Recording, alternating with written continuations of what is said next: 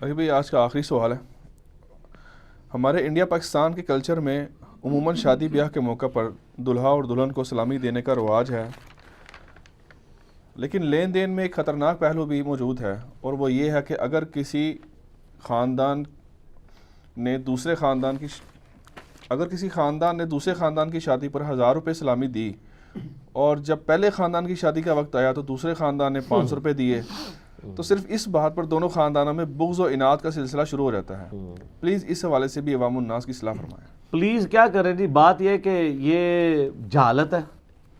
وہ پنجاب میں تو کہتے ہیں پاجیاں ہوندیاں نے، تو اسلام سے تو انہوں نے صرف نام ہی اخذ کیے ہیں کہ عبداللہ عبد الرحمن، باقی تو اسلام کی کوئی بات نہیں انہوں نے مانی ہے. اور اس کا ثبوت ہی یہی ہے. سلامی کی رسم جائز ہے، کلچرل ایک اچھی چیز ہے. ایک نیا میاں بیوی جوڑا بنا ہے اور آپ فائنینشلی ان کو سپورٹ کرتے ہیں کہ چلو یار یہ اب یہ نیا گھر آباد کر رہے ہیں تو کوئی بیسک نیڈز کی چیزیں یہ سلامی کی برکت سے خرید لیں گے. کئی لوگ عمرہ کر لیتے ہیں، یہ کلچرل چیزیں، ان کو اسلام برا نہیں سمجھتا. لیکن اگر یہاں پہ ایک وہ کاغذ پیسے لے کے بندہ بیٹھا ہوا ہے منشی، اور وہ نوٹ کر رہا ہے کس نے کیا دیا کس نے کیا دیا، تو اس کا آسان حال ہے کہ آپ دیں کوئی نہ. جب اس نے یہ کہنا ہے ہم نے 1000 دیے تھے، اس نے 500 دیے، آپ دیں ہی نہ.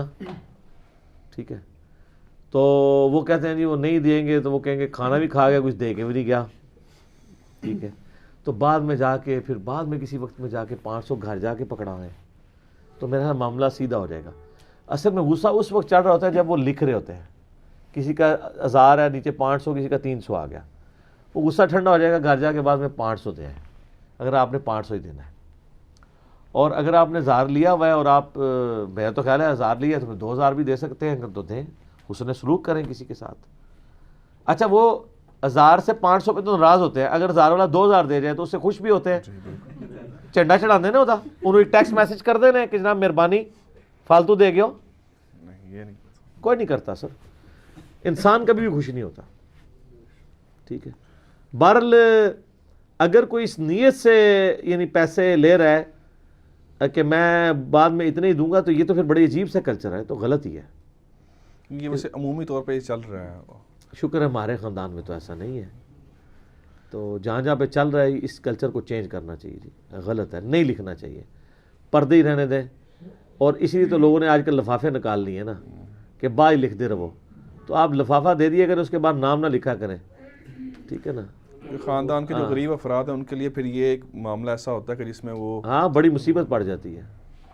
تو بس ٹھیک ہے، آپ لین پھر اس لیول کا نہ لوگوں کے ساتھ رکھیں کہ آپ 1000 نہ لیں اس وقت کہ کل کو آپ نے 500 دینے ہیں تو آپ 1000 نہ لیں. کئی لوگ ہیں اسلامی، ہم ان کو دیتے ہیں تو کہتے ہیں نہیں یہ بہت زیادہ دے رہے ہیں، آپ کم کر دیں.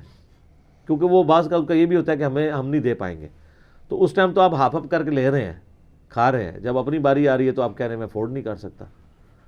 تو لینا افورڈ کر رہے تھے، دینا افورڈ نہیں کر رہے تھے. تو اگر آپ کے خاندان میں اس لیول تک بگاڑ آیا ہوا ہے نا، پھر مہربانی کر کے نا آپ یہ معاملہ اٹھائیں نا.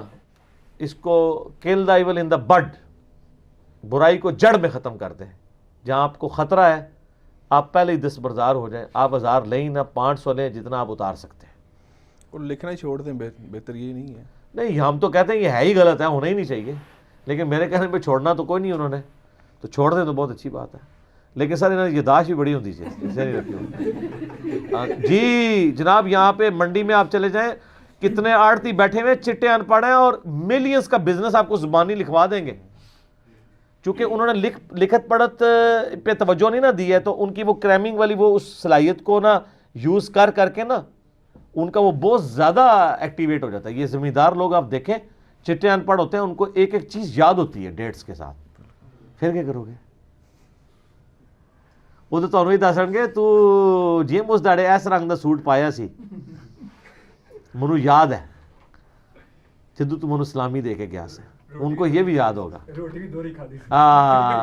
روٹی بھی تو نال ایک منڈا بھی فالتو لایا سا تو میں لکھیا سی کہ ایک فرد آئے تو بچہ بھی اپنا نال لیا سی.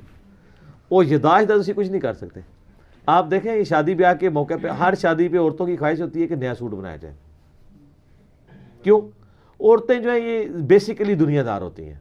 دیندار سے دیندار عورت بھی دنیا دار ہوتی ہے. اسی لیے صحیح مسلم حدیث ہے نا کہ دنیا متاع ہے اور سب سے بہترین متاع نیک بیوی ہے. یعنی برتنے کی چیز ہے نا ایک.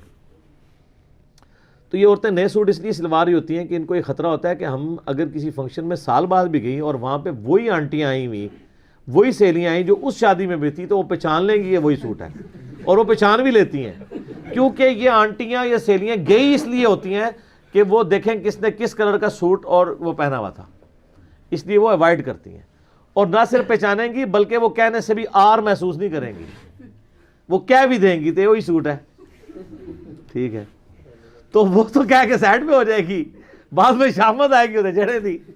تو میں خامدوں سے اپیل کرتا ہوں کہ اگر آپ کی بیوی یہ کہے نا کہ اس شادی پہ نیا سوٹ سلوانا ہے، تو جو بعد میں دنگا فساد ہونا ہے اس سے بچنے کا طریقہ یہ ہے کہ سلوا ہی دیں،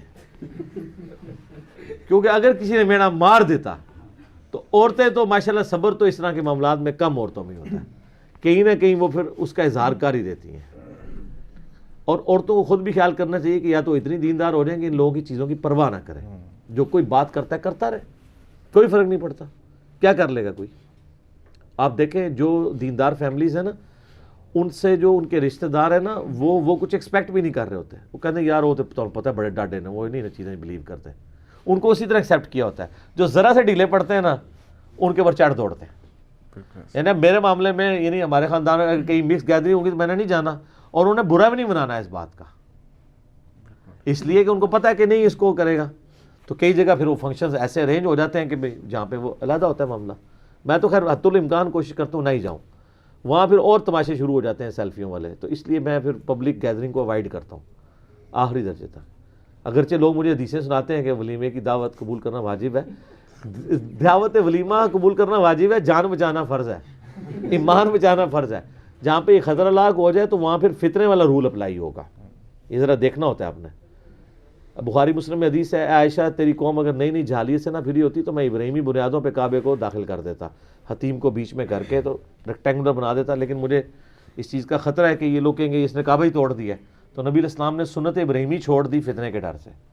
آج اگر ہمیں کسی معاملے میں فتنے کے ڈر سے پیچھے ہٹنا پڑتا ہے نا تو وہ جسٹیفائی ہے۔ اسی کے تحت ہم نے چندے والا سلسلہ یہاں ختم کیا ہوا ہے۔ ہمیں پتہ ہے کہ پیسہ جب انوالو ہوتا ہے، پیسہ انوالو ہو جائے، شہرت انوالو ہو جائے، عورت انوالو ہو جائے تو آڑا بیڑا غرق، اور اگر یہ تین چیزیں انوالو نہ ہو، دنیا کے سارے شیاطین مل کے آپ کا کچھ نہیں بگاڑ سکتے، اللہ کی تائید آپ کے ساتھ ہوگی، کیونکہ اللہ کی تائید اٹھتی اس وقت ہے جب آپ شیطان کو خود آنے کا موقع دیتے ہیں۔ یہ سورہ زخرف میں آیا تھا نا کہ جو لوگ رحمان کے ذکر سے غفلت اختیار کرتے ہیں اللہ ان پہ شیطان مسلط کر دیتا ہے جو اس کا ساتھی بن جاتا ہے۔ تو اسی لیے آپ جب اللہ تعالیٰ کے ساتھ جڑ کے رہتے ہیں پھر شیاطین سے آپ کی حفاظت رہتی ہے۔ ٹھیک ہو گیا؟